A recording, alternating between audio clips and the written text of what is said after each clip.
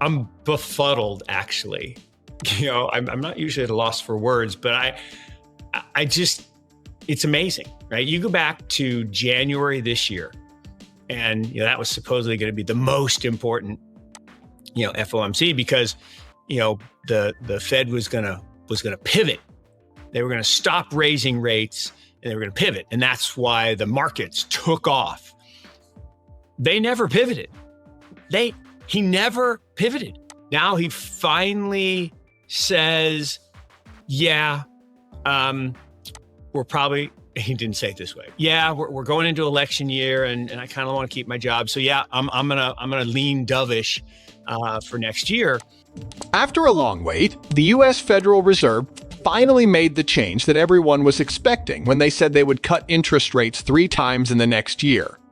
Even though many people are looking forward to it, economists and Wall Street analysts have a range of responses. Stocks and bonds around the world have gone up a lot because people are hopeful that the time of tight credit is coming to an end.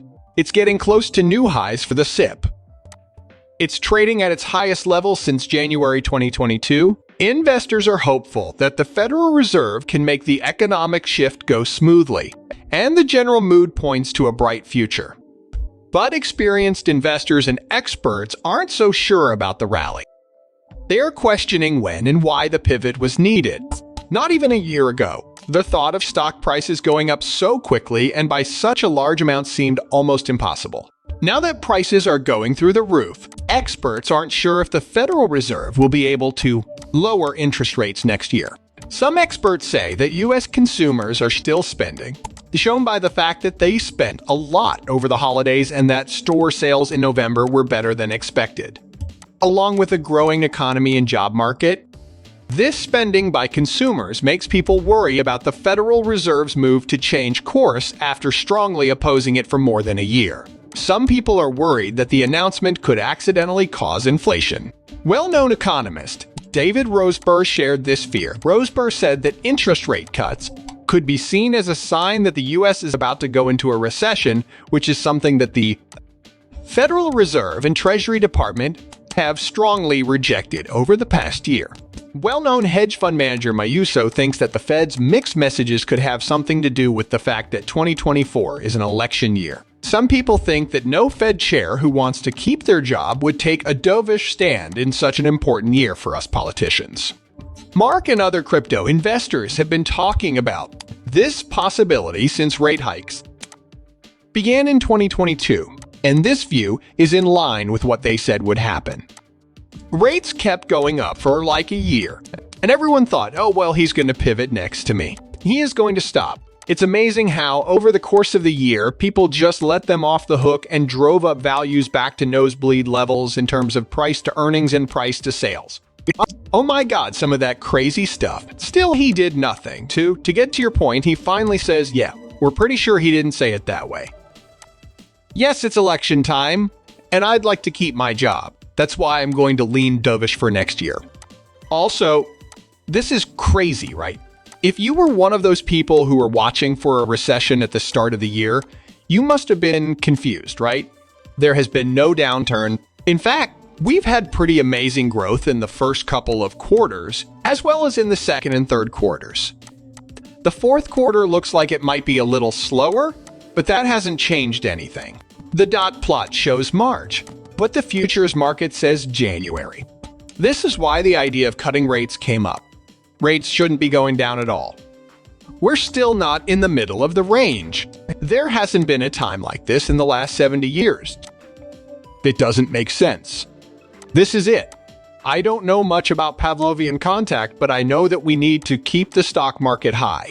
The federal government's debts for things like Medicare, Medicaid, Social Security, and more can't be paid off, right? There's no way that it can be supported. We don't have enough cash.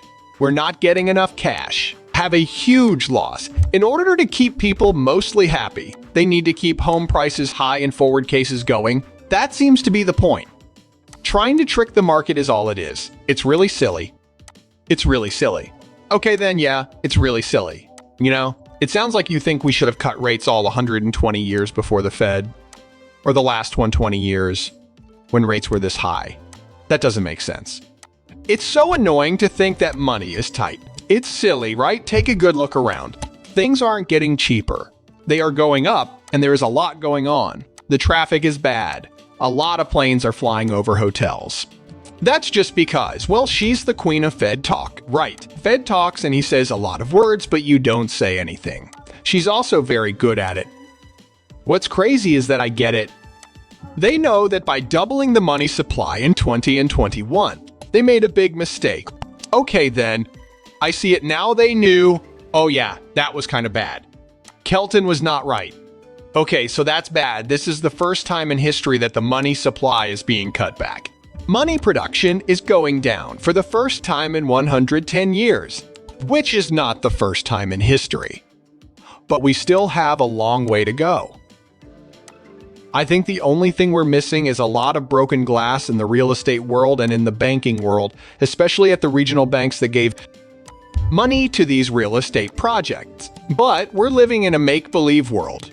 Right. The Federal Reserve has told people not to worry. You can pay us back for your bonds at face value. Don't stress over the lost money. They don't count, but they haven't said anything about losing property either. I think the only way to fix that is to not default and then wait for rates to drop so you can refinance the bad debt and spread it out even more. That could be what this whole thing is about.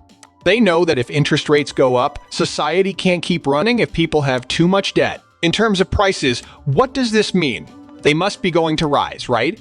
Any law or long-term asset will go up in value when interest rates go down because the discount rate changes. This means that people start reducing uncertain future cash flows by a smaller number, which makes the net present value go up. That's why people buy.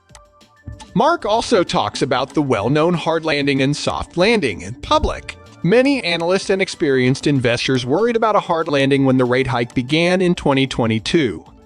This is what happens when the Fed raises rates too quickly and too high, leading to a severe economic downturn. Another possibility is a soft landing, which is what Fed Chair Jerome Powell and Treasury Secretary Janet Yellen said would happen. This is when inflation is brought under control without doing too much damage to the economy. Mark thinks that the slump died last year. At this point, there is no chance of landing. In a no-landing situation, the economy keeps growing even though the Fed raises interest rates to try to stop inflation. Mark knows that a turn is not a good idea right now, but he is sure that it will be good for the prices of crypto assets, especially since we are about to enter a halving year. The other way around is probably what I think.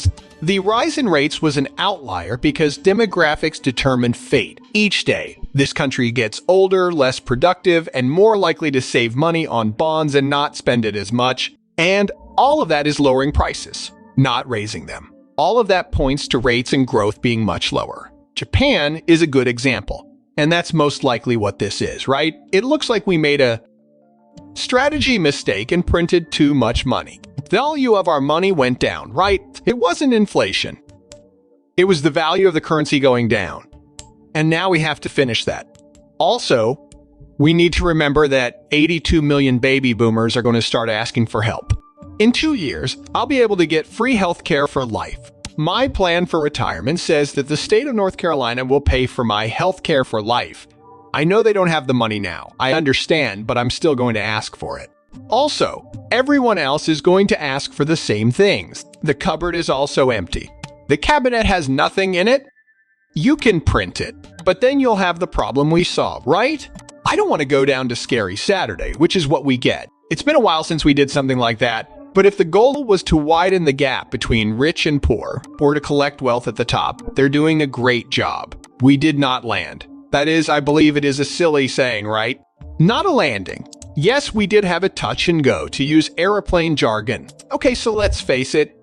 We can argue for hours that decline happened in the first and second quarters of 2022. I am going to strongly state forever.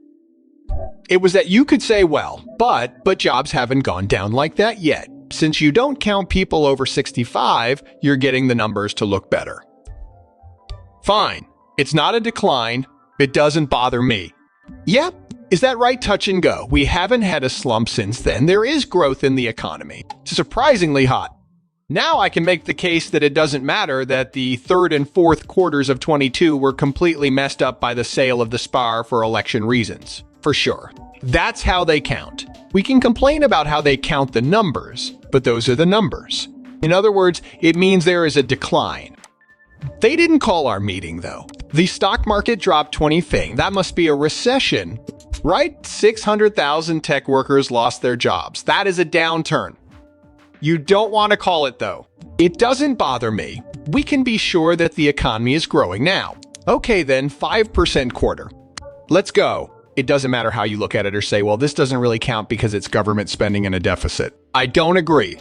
It's the number, and it's getting closer to 1 this quarter. It's going to the hard deck now. Based on what the dot plot shows, the first quarter GDP will be negative, which is something we talked about last week. For some reason, they can't seem to get the seasonal change right. It won't be a huge negative, but it's likely to be negative. That's why it's always the worst quarter. The D dot plot, on the other hand, says that. So will there be a soft landing? We had a soft landing, or rather we didn't land at all during touch and go. We are now following a smell, but we may be losing height. We might be thinking, geez, we should have stopped and gotten petrol. We might have done better to get petrol. I think that's about where we are now.